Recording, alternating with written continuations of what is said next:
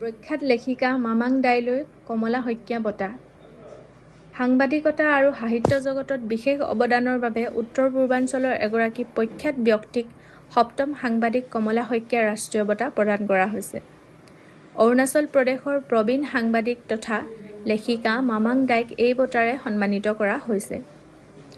শ্বহীদ সাংবাদিক কমলা শইকীয়াৰ ৩৫ সংখ্যক মৃত্যুবাৰ্ষিকী উপলক্ষে গুৱাহাটীৰ বিবেকানন্দ কেন্দ্ৰত অনুষ্ঠিত এক বিশেষ অনুষ্ঠানত এই বঁটা প্ৰদান কৰা হয়। সাংবাদিকতা আৰু সাহিত্যলৈ আগবঢ়োৱা অনবদ্য অৱদানৰ স্বীকৃতিস্বৰূপে তেখেতক এখন মানপত্ৰ আৰু ১ লাখ টকাৰ চেক প্ৰদান কৰা হয়।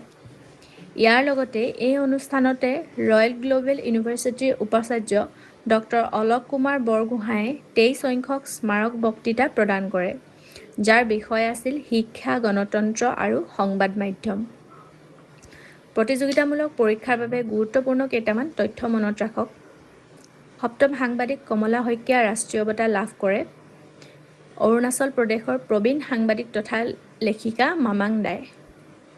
বিশ্ব প্ৰতিৰক্ষা স্বাধীনতা সূচকাংক এই অনুষ্ঠানতে প্ৰকাশ পোৱা তথ্য অনুসৰি ১৮০খন দেশৰ ভিতৰত ভাৰতে ১৫৭ সংখ্যক স্থান লাভ কৰিছে আৰু দেশখনক অতি গুৰুতৰ শ্ৰেণীত অন্তৰ্ভুক্ত কৰা হৈছে।